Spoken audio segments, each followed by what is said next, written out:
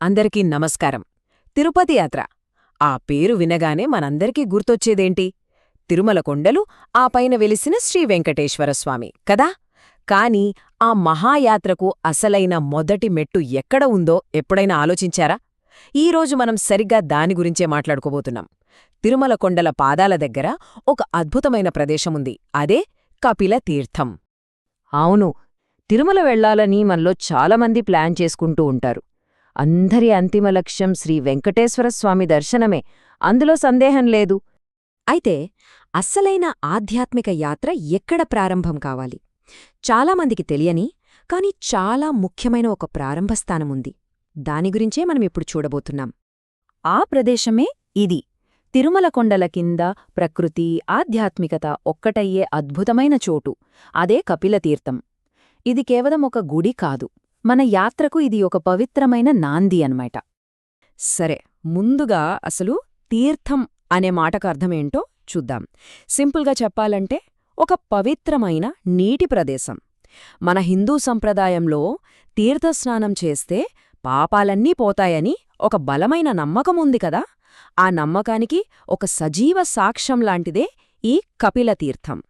మరి ఈ ప్రదేశానికి ఇంతటి పవిత్రత రావడానికి కారణమేంటి? దాని వెనుక ఒక గొప్ప పురాణ కథ ఉంది. ఒక గొప్ప ఋషికి, సాక్షాత్తు ఆ పరమశివుడికి మధ్య జరిగిన కథ అది. పురాణాల ప్రకారం ఇక్కడే కపిల మహాముని అనే గొప్ప ఋషి శివుడి కోసం ఘోరమైన తపస్సు చేశారట. ఆయన భక్తికి ఎంతగానో మెచ్చిన శివపార్వతులు ఆయనకు ప్రత్యక్షమయ్యారు.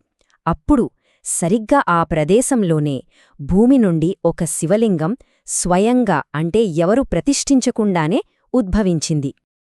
కపిలముని తపస్సు చేసిన చోట వెలిశాడు కాబట్టి ఇక్కడి స్వామికి కపిలేశ్వరుడు అని పేరొచ్చింది.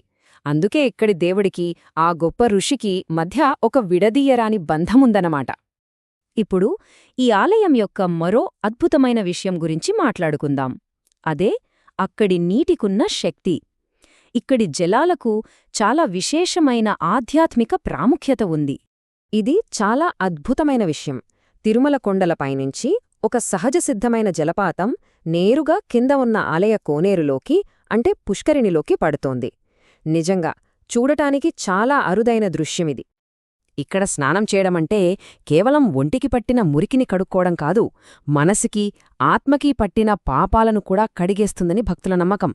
ముఖ్యంగా బ్రహ్మహత్యా దోషంలాంటి పెద్ద పెద్ద పాపాలు కూడా తొలగిపోతాయట. అందుకే కార్తీక మాసంలో వచ్చే పౌర్ణమి రోజున ఇక్కడ ఒక్క మునక వేస్తే చాలు, ముల్లోకాల్లోని అన్ని పవిత్ర నదుల్లో స్నానం చేసినంత పుణ్యం వస్తుందని గట్టిగా నమ్ముతారు. ఈ ఆలయానికి మరో యునీక్ స్పెషాలిటీ ఉంది. ఇప్పుడు తిరుపతి ప్రాంతం చూసుకుంటే అది ఒక వైష్ణవ క్షేత్రం, అంటే అంతా విష్ణుమూర్తి ఆలయాలే ఎక్కువగా ఉంటాయి. అలాంటి చోట శివుడికి అంకితం చేయబడిన ఏకైక ముఖ్యమైన శైవ క్షేత్రం ఏదైనా ఉందంటే అది ఈ కపిలతీర్థమే. ఇదే ఈ ఆలయానికి ఒక ప్రత్యేక గుర్తింపునిచ్చింది. సరే, ఇప్పుడు పురాణాల నుంచి వర్తమానంలోకి వద్దాం. ఈ ఆలయం నిర్మాణం, దాని చరిత్ర, ఇప్పుడిక్కడ ఏం జరుగుతోంది అనే విషయాలు చూద్దాం. ఈ ఆలయాన్ని అద్భుతమైన ద్రావిడ శైలిలో కట్టారు. చరిత్రలో శ్రీకృష్ణదేవరాయలు లాంటి గొప్ప విజయనగర రాజులు ఈ ఆలయానికి ఎంతో సేవ చేశారు. ప్రస్తుతం తిరుమల తిరుపతి దేవస్థానం, అంటే టీటీడీ, దీనిని నిర్వహిస్తోంది. ఇక్కడ మహాశివరాత్రి, బ్రహ్మోత్సవాలు లాంటి పండుగలు చాలా వైభవంగా జరుగుతాయి. ఇది కేవలం ఒక చారిత్రక కట్టడం మాత్రమే కాదు, ఇది ఎప్పుడూ పూజలందుకునే ఒక సజీవమైన ఆధ్యాత్మిక కేంద్రం. తెల్లవారుజామున సుప్రభాతంతో మొదలుపెట్టి రాత్రి ఏకాంత సేవ వరకు ఇక్కడ రోజూ జరిగే సేవలు ఈ ప్రదేశం యొక్క శక్తికి నిదర్శనం. ఇప్పుడు మనం మళ్ళీ అసలు విషయానికొద్దాం. యాత్రకుల ప్రయాణానికి కపిలతీర్థానికి ఉన్న సంబంధం ఏంటి?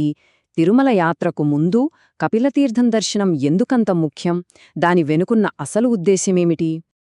ఈ ఒక్క వాక్యం చాలు దాని ప్రాముఖ్యతను అర్థం చేసుకోవడానికి. చాలామంది భక్తులు ఏమని నమ్ముతారంటే, కపిలతీర్థంలో పవిత్ర స్నానం చెయ్యకుండా తిరుమల వెళ్తే ఆ యాత్ర అసంపూర్ణంగానే ఉండిపోతుందని. దీని వెనుక ఉన్న ఫిలాసఫీ చాలా లోతైనది. తిరుమల కొండలు ఎక్కే ముందు యాత్రికులు ఇక్కడ స్నానం చేసి తమలోని అహంకారం, కోపం, చెడు ఆలోచనలు ఇలాంటివన్నీ వదిలేసి పూర్తి ఆత్మశుద్ధితో స్వచ్ఛమైన మనసుతో స్వామివారి దర్శనానికి వెళ్ళాలి. ఇదొక రకమైన ఆధ్యాత్మిక తయారీ అనమాట. చివరిగా ఒక ప్రశ్నతో ముగిద్దాం. కపిలతీర్థం అనేది మనం చూడాల్సిన ఒక ప్రదేశం మాత్రమేనా, లేక ఒక గొప్ప ఆధ్యాత్మిక ప్రయాణానికి అది పవిత్రమైన ఆరంభమా? బహుశా కొన్ని యాత్రల్లో గమ్యం కన్నా ఆరంభమే ఎక్కువ శక్తివంతంగా ఉంటుందేమో.